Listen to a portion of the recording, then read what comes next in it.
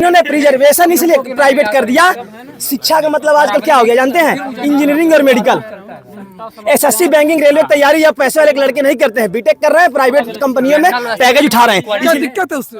ठाकुरों से मतलब जनरल जो सवर्ण है उनके आरक्षण से प्रॉब्लम है, हमें भी प्रॉब्लम है। हम भी जाति आधारित आरक्षण खत्म करना चाहते हैं और इन लोगों की भी मांग वही है। Target with PS Parihar channel में आपका स्वागत है और मैं इस समय हूँ उन विद्यार्थियों के बीच में जो खास तौर से सिविल सर्विसेज की तैयारी कर रहे हैं।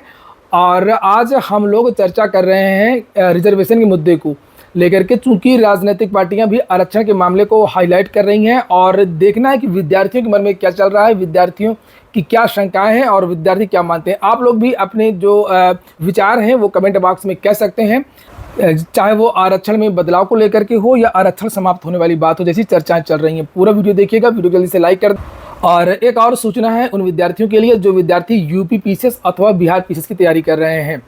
पीडब्ल्यू यानी कि फिजिक्स वाला के 4 साल पूरे हुए हैं और इस अवसर पर एक बहुत बड़ी छूट चल रही है। यहाँ पर देख सकते हैं 4 गुना सेलिब्रेशन, 4 गुना प्रिपरेशन, 80% तक की छूट दी है पीडब्ल्यू ने अपने सभी कोर्सेज में, यूपीपीएससी के बैचेज में। और यहाँ पर आपको इन कोर्सेज में वो सारी चीज़ें मिलती हैं जो प्रिपरेशन करने के लिए आवश्यक होती हैं, चाहे लाइव वीडियोज़ हो, रिकॉर्डेड वीडियोज़ हो, डेली क्लास नोट्स हो, PYQ एनालिसिस हो, डाउट क्लियरिंग सेशन हो, सब कुछ यहाँ पर मिलता है। यहाँ पर बहुत सारे कोर्स भी चलते रहते हैं, जैसे आप लोग यहाँ पर देख सकते हैं बीपीएससी के लिए भी बैच है। यहाँ पर एनसीईआरटी स्मृति बैच है, 17वीं बीपीएससी के लिए प्रथम के नाम से बैच है 2.0, ऊर्जा बैच चल रहा है, यशस्वी बैच चल रहा है, प्रीलिम्स और मेंस निबंध के लिए सक्षम 3.0 बैच है, 17वीं बीपीएससी के लिए फाउंडेशन बैच है, ये एक आक्रोश बैच चल रहा है, 17वीं बीपीएससी प्रीलिम्स के लिए क्रैश कोर्स है, ये एक है यूनिटी बैच है। और बीपीएससी के जो बैचेज हैं उसमें 76% तक की छूट दी गई है, ये देखिए। और यूपीपीएससी के लिए 80% तक की छूट दी गई है। लिंक मैंने इसके डिस्क्रिप्शन बॉक्स में दे दिया है, आप लोग जल्दी से जाकर के इस ऑफर का लाभ ले सकते हैं। और ये जो ऑफर है ये केवल कुछ ही दिनों के लिए। चलिए हम लोग देखते हैं विद्यार्थियों का क्या कहना है। अरे ये बताइए, आप लोग जो ये आरक्षण की बात करते हैं, अरे भैया शांत रहिए, आप जो ये आरक्षण की बात करते हैं खत्म करने की, मैं बता रहा हूँ। देखिए 2022 में एसएससी सीजीएल जब प्रीलिम्स की कट ऑफ आई है, 10% ये लोग कोटा ईडब्ल्यूएस को मिला, इनका कट ऑफ 104 जाता है, 103 जाता है। लेकिन ओबीसी का कट ऑफ आप देखेंगे 114 एकदम जनरल के बराबर जा रहा है। क्यों जा रहा है? ये देखिए, इसमें वो ना दिल्ली पुलिस 2023 देख लीजिए। आप फाइनल एक मिनट बताइए, फाइनल कट ऑफ बताइए, प्री की नहीं। फाइनल कहाँ जाएंगे? तो फिर फ्री में छाड़ दे रहे। सुनिए, आप ये बताइए दिल्ली, अरे सर ये भैया दिल्ली, आप आरक्षण की बात कर रहे हैं। 78,000 जो 69,000 शिक्षक भर्ती घोटाला है, उसमें इलाहाबाद हाईकोर्ट ने कहा है कम से कम उनका 27% रिजर्वेशन मिला ही नहीं। तो सुनिए यूपी पीसीएस 2023 का प्रीलिम्स का कट ऑफ आया है। ईडब्ल्यूएस का 129, जनरल का 128 और ओबीसी का भी 127। जनरल के सिर्फ आरक्षण के हम आरक्षण के विरोधी नहीं है, आरक्षण जरूर होना चाहिए। आज इनको ब्राह्मणों और ठाकुरों से मतलब जनरल जो सवर्ण है उनके आरक्षण से प्रॉब्लम है, हमें भी प्रॉब्लम है। हम भी जाति आधारित आरक्षण खत्म करना चाहते हैं और इन लोगों की भी मांग वही है। ठीक, आप आर्थिक आधार पर आरक्षण दीजिए। 2015 में टीना डाबी टॉप करी एससी कैटेगरी से।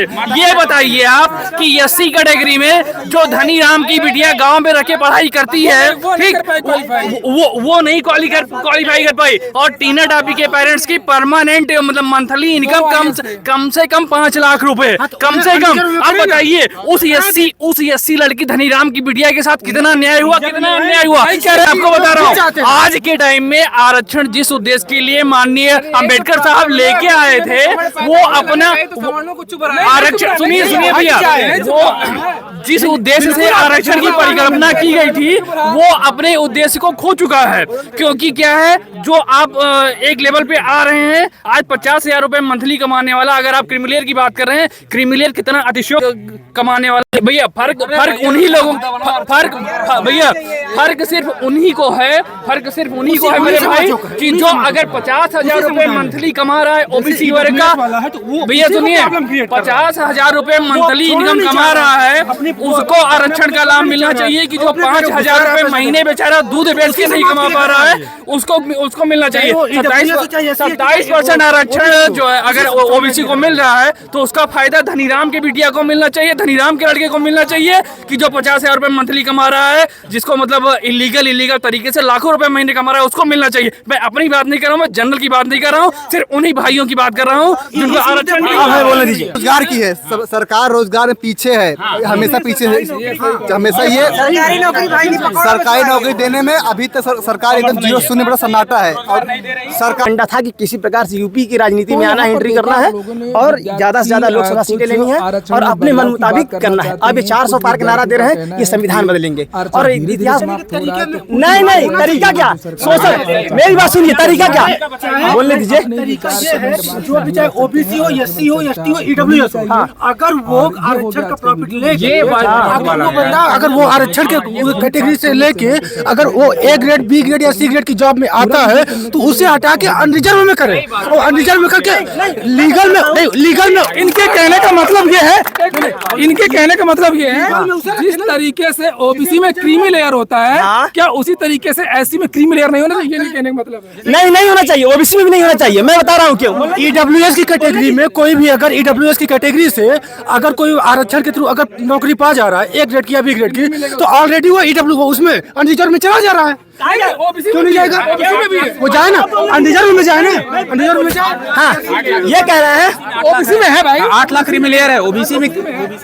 ईडब्ल्यूएस में ये 8 लाख कोटे के अंदर नहीं आएंगे, हम क्रिमिलेयर में आ जा रहे हैं। श्वेत क्रांति के जनक है ऑपरेशन फ्लड। कांग्रेस सरकार ने उन्हें लेटरल एंट्री के द्वारा डायरेक्टर बनाया था, आपको पता होना चाहिए। और उन्होंने आईएएस बने और उन्होंने क्या कहा कि मुझे तो बना दिया गया, लेकिन बहुत सारे ऐसे सेक्टर्स में काम, प्राइवेट सेक्टर्स में काम करने वाले विद्वान हैं जो जिनको अगर आईएएस बनने का मौका मिले तो देश में आमूलचूल परिवर्तन कर सकते हैं।